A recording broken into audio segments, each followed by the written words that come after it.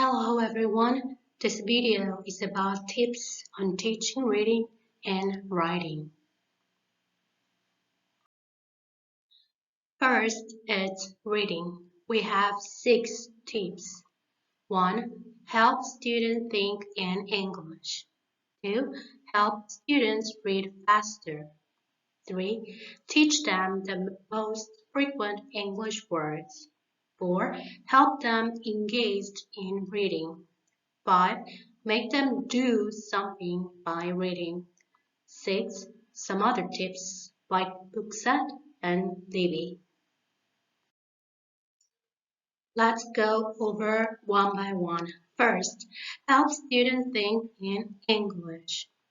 Our students speak many different languages, and each language has their own ways of talking and thinking. We need to train our students in English ways of talking and thinking about texts. Students need to learn alternative culture interpretations, cultural beliefs about language, discourse, and culture-specific grammar and content schematic. In some culture, oral language has more authority than spoken language, unlike English. And learning a new thinking process is best accomplished when the learner is consciously aware of the process.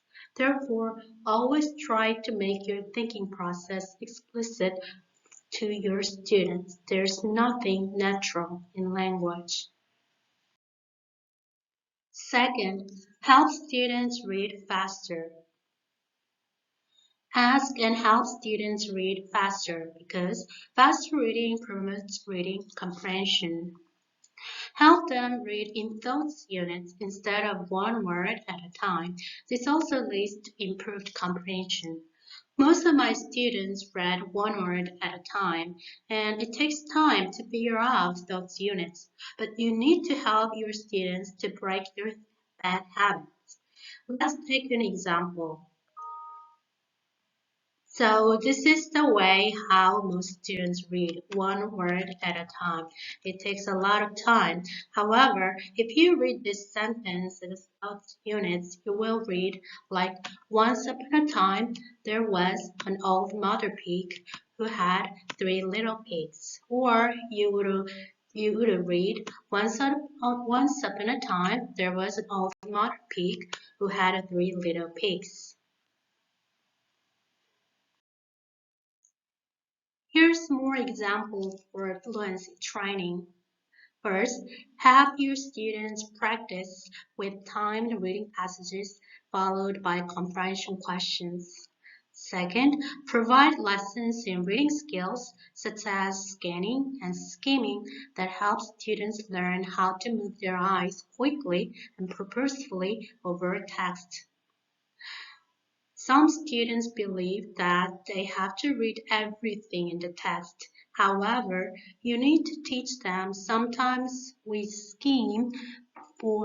we skim and look for important information without reading the whole text.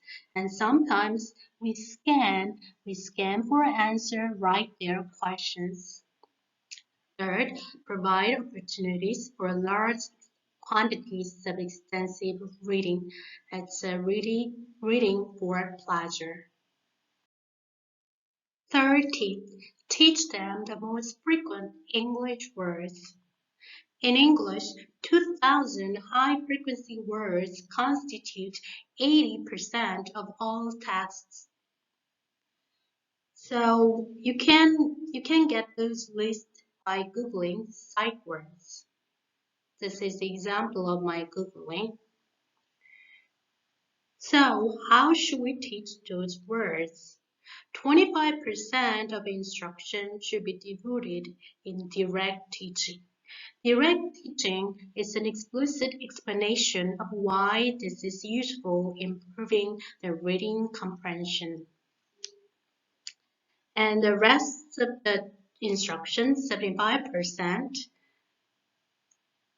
you have students encounter a new word at least 7 or more times in meaningful contexts. or help them engage in reading. You know their reading levels, but please do not limit books based on their reading levels. Help them find personally meaningful and exciting content by reading. Pay attention to your students' interests and provide them with books accordingly. Help them learn and grow from reading instead of giving them stickers. Tell them how much their reading powers have increased since the first day with specific evidence. Explicitly connect the reading test to students' lives. 5. Make them do something by reading. Students do not read to read better. So always provide a context where they do something by reading.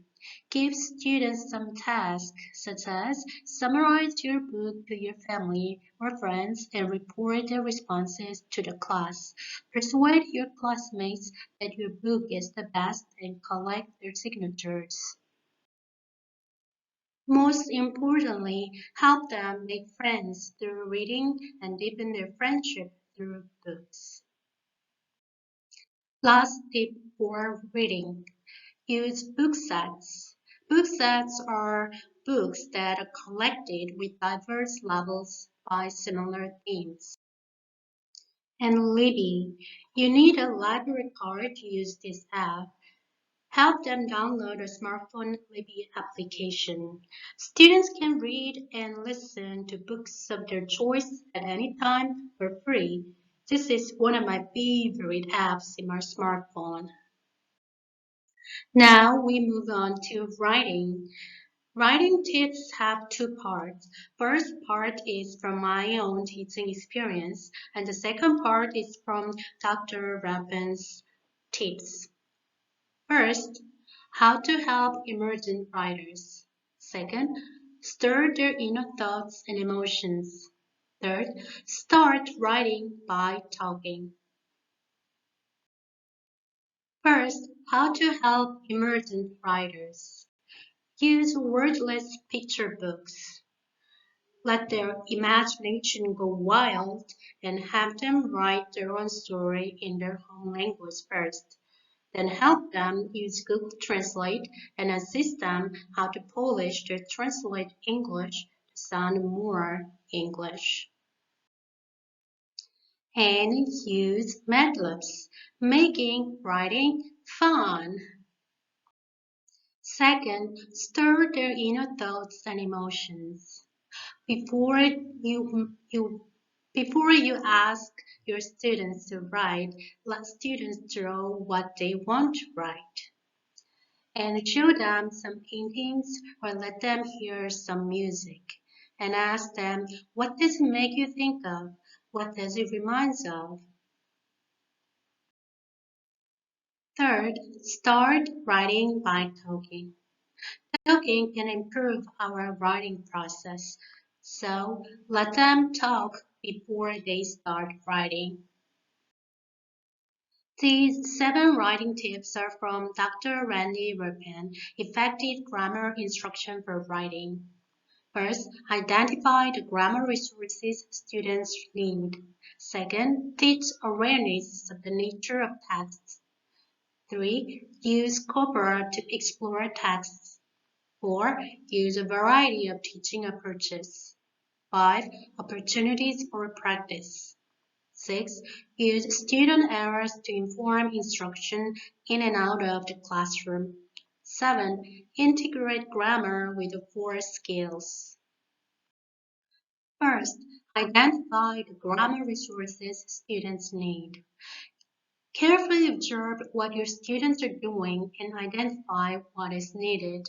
It's called needs analysis. However, it's not about a list of grammar points for sentence level practice. This is not what she's talking about. Second, teach awareness of the nature of the text. Have students compare written and spoken text on the same topic, for example, a news event, to compare how they are organized and how the grammar of the text differs. So, news report and a news article. Get a news report transcript and a news article on the same topic and have students compare the uses of pronouns, vocabulary, fillers, clausal versus phrasal structures. Another way to teach them the nature of text is have students study requests made in different contexts, for example, among friends versus with a teacher. By doing this, students will understand that different uses of modal verbs and pronouns work together to create politeness. Third way of teaching this is for advanced academic situation. Give students some examples of research articles and have them study and ask them analyze how the text is put together within the different sections, for example, methods, results, and etc. How does the text begin? Where is the main idea introduced? What verbs or tenses are typical of certain sections? Help students use this to inform their writing. Third, use Coursera to explore text. Michigan Corpus, the upper level student papers, is a great website. It's online and it has free 829 papers representing 16 different disciplines with a grade of A or better. It is great for our students because it's their peers' examples, not academic research papers. This is a screenshot of MyCups. There are many drop-down buttons where you can restrict your search, but here we're going to look at biology. This is biology example. Here you can see what kind of paper types are most frequent in biology. Report type consists of 46%, and the research paper type is the second most frequent paper type in biology. And if you click this, we can read example paper. This is an example paper. You and your students can study this paper in terms of vocabulary, grammar structure, and organization, so that students can write their own biology essays. It's important to make links to vocabulary and grammar. One way to make this link is to teach chunks of language. Teach prepositions that go together with adjectives.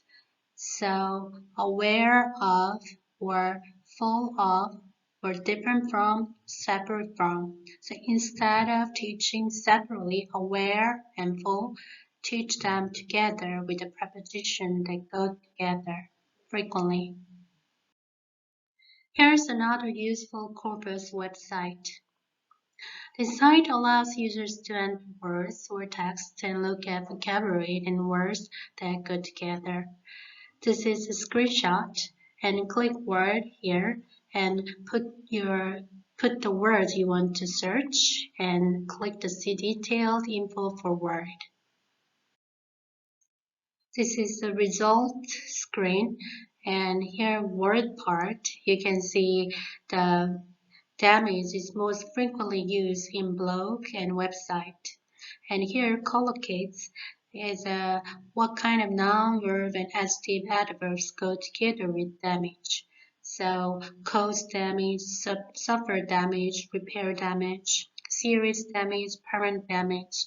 So these collocations are useful for our students. And if you click this, you can put text instead of word. So here you can put a text instead of word, and you can analyze the text with your students.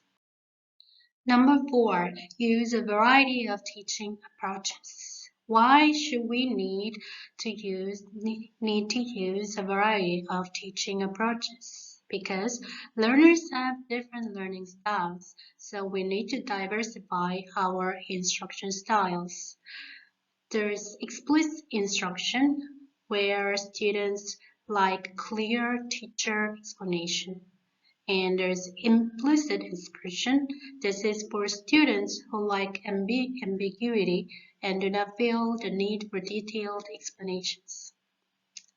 Grammar instructions need multiple exposure and practices, and those need to be engaging and meaningful. So their practices can be forced into an artificial context or the shaped up practice.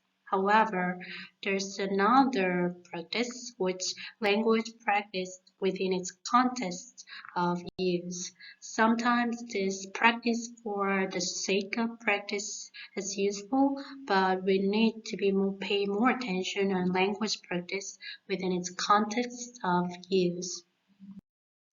So here are some examples in teaching grammar in context.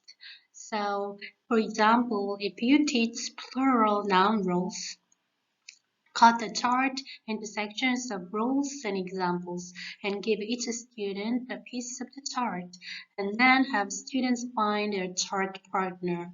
Instead, this can be done before you teach plural noun rules or after you teach the plural noun rules. And the second example is contextualizing grammar teaching. Give students the rule side of the charts and have students look for examples in their readings, textbooks, or in their writings. 5. Opportunities for practice. There are 3 types of practices: mechanical practice, meaningful practice, and communicative practice. Mechanical practice is controlled practice activity, practice like substitute drills like this. And students can often do this without understanding the language. The primary focus is on form. So the example of this mechanical practice is repetition drills and substitution drills. Meaningful practice is language control is provided, but students need to make meaningful choices to carry out the task. Focus on both form and meaning. So example, the teacher gives students a model letter with grammatical features highlighted and students write a letter. Communicative practice, language with a real communicative context. So real information is exchanged. The language is not total predictable. For example, students write letters to future students with tips for success based on their experiences. So you need to mix all these 3 types of practices. Number 6, use student errors to inform instruction in and out of the classroom. We often correct our students' errors, but do not correct students' errors by yourself. Indicate what kind of errors they're making and let them correct themselves. So there are categories of errors: verbs, noun, conjunction, article, pronouns, preposition, parts of speech. Just indicate what category of grammar is wrong or missing. 7. Integrate grammar with the 4 skills. It is essential that grammar is taught and practiced across all skills and in a manner that moves from part to whole or from sentences to entire texts. So for example, here's a guest context activity. Have students listen to a conversation and ask them answer following questions by using the language from the text. How did the conversation take place? Who were interacting? What was the goal of the conversation? Second example is student role play activity, where students role play and make requests while other students figure out the relationship. This is very good for modal practice. Thank you for watching.